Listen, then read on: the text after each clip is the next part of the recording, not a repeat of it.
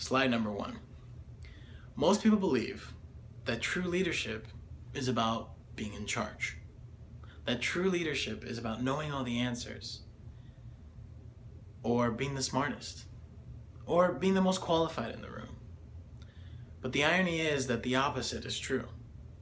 True leadership is being able to empower others to achieve results, to achieve things that they did not think was possible, to give them direction and articulate a vision of the world that did not previously exist. For my book, I decided to read Leaders Eat Last: Why Some Teams Pull Together and Other Teams Don't, by Simon Sinek. Slide 2. So why? Why should leaders eat last? Or where did this idea of eating last come from? During his research, Simon Sinek spent time with the Marine Corps.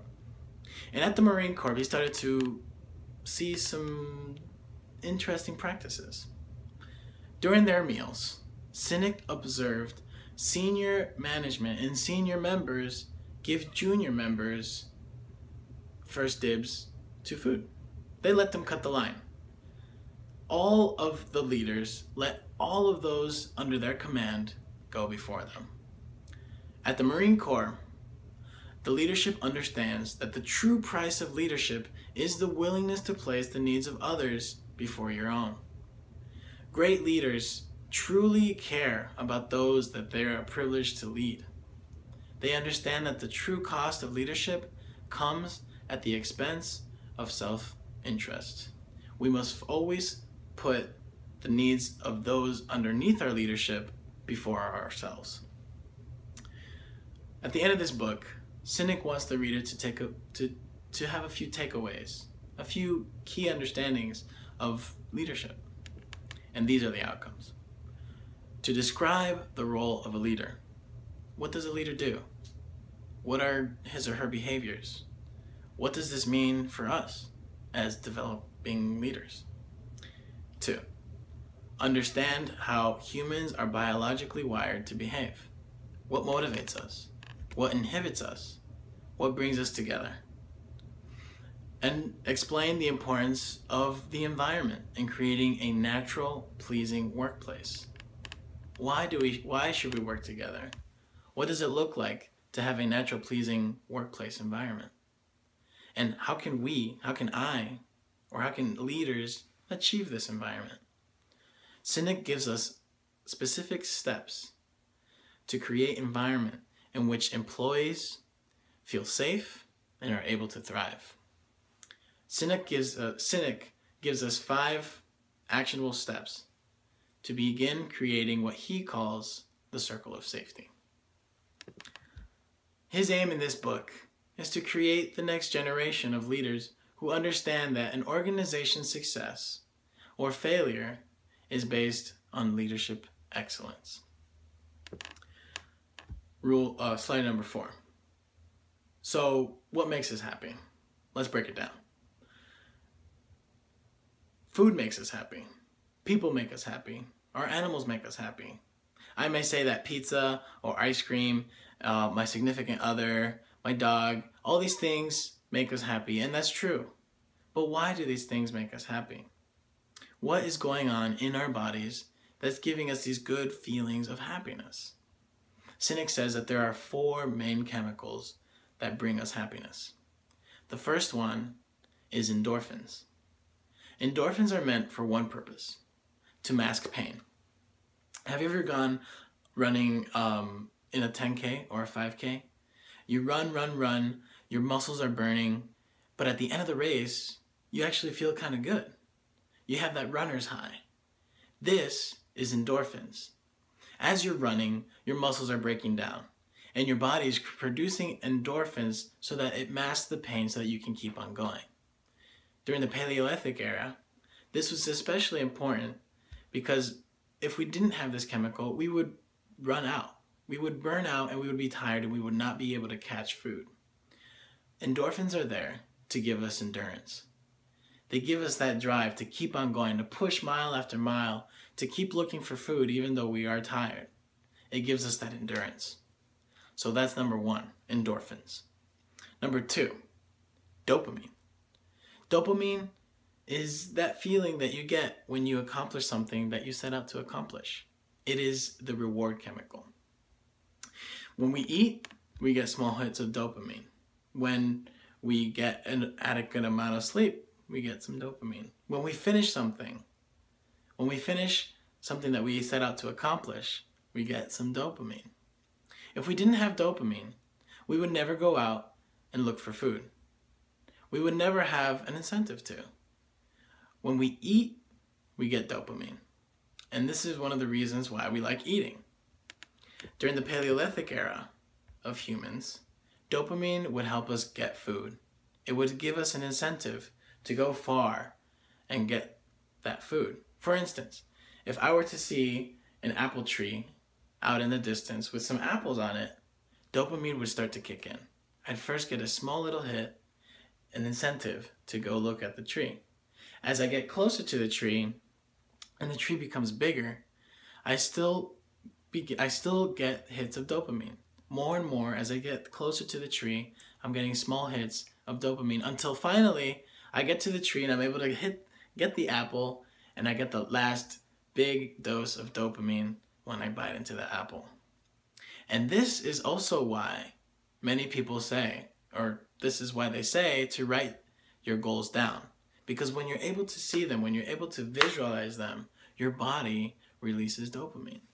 When you have a goal, when you set a goal and you can see it, it gives you more chances of accomplishing that goal. There's more of a chance of accomplishing that goal. So that's dopamine. Endorphins and dopamine are considered the selfish chemicals because you do not need any external forces to get these. If you were to run far enough, your body would create endorphins. If you were to eat, or if you were to spend time doing something that you love, you get hits of dopamine, the reward center. However, dopamine has the potential to become negative.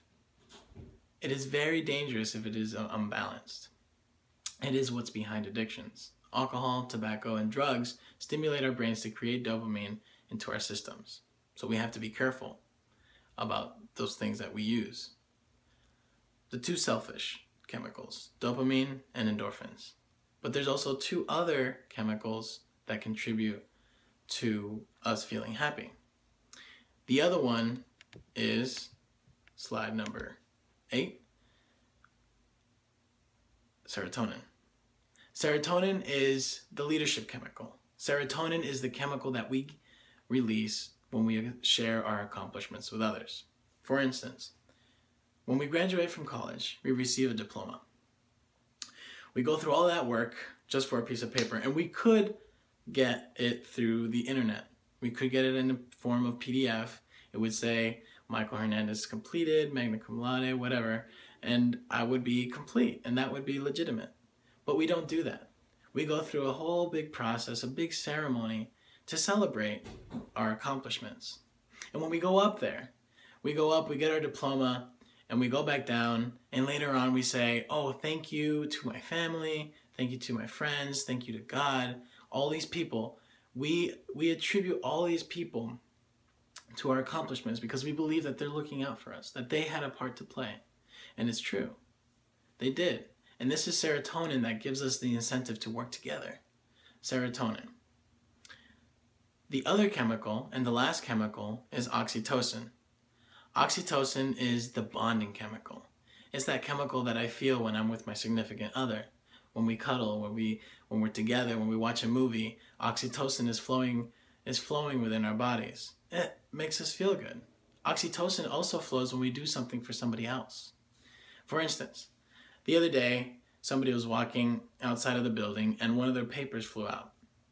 I went down and grabbed it and I gave it to them and they said thank you. And that was it. But I felt really good. I had a small little hit of oxytocin when I helped that other person. Oxytocin is there to bring us together and create bonds. When all of these chemicals are working together, we are happy. And this is the role of a leader. The role of a leader is to facilitate an environment where their employees are happy, where these chemicals are able to flow naturally, and where we naturally feel safe. The role of a leader is to create a circle of safety, where external dangers are not able to penetrate.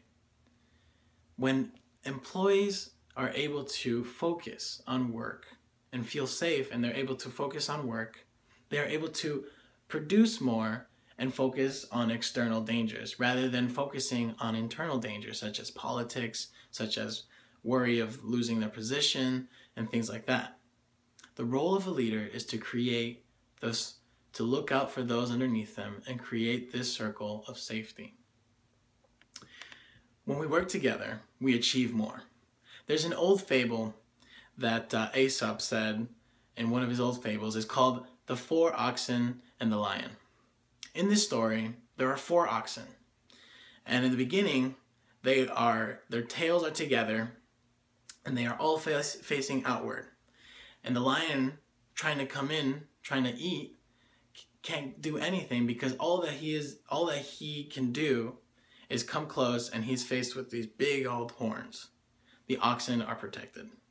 However, if the oxen were to separate, and when the oxen separated, which they inevitably did in the story, the lion was able to pick each and every one of them off.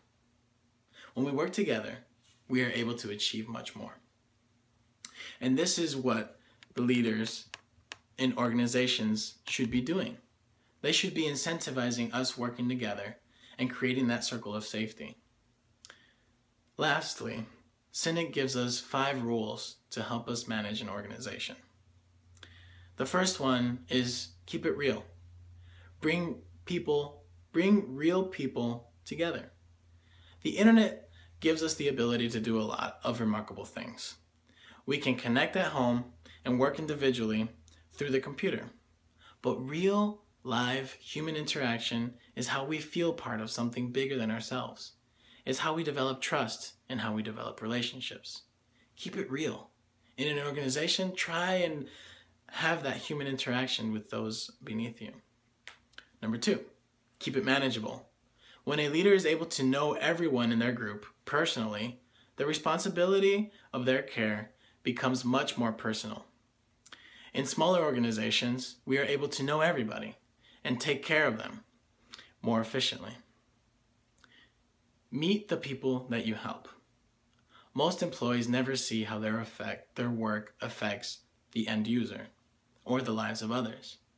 When you develop that connection with the end users, you are able to give the employee a greater sense of understanding and a greater sense of purpose in their work. When they have more purpose, they will work harder. They will work more efficiently. 4, give them time, not just money. When leaders spend time and effort to look out for those in their care, those people in their care will then give time and energy to those under their care, and just keeps on going. So spending time with those underneath you will help the whole organization. 5, be patient. Getting to know someone takes a lot of time and effort. Sinek tells us to be patient and develop close relationships. True leadership is not just a group that sits at the top calling the shots. It is getting involved and being responsible for the group to ensure that there is a strong circle of safety and that their needs come before their own. There is a need for this type of leader, a leader that is willing to put others first and eat last. This is what Simon Sinek teaches us in his book. To use our own natural inclinants, our own natural chemicals, and use our natural state of being to create a perfect working environment. And this is why leaders should eat last. When we put the needs of those in front of us, when we put the needs of others before and above our own, we create an environment of safety, and we are able to efficiently ward off dangers. Thank you.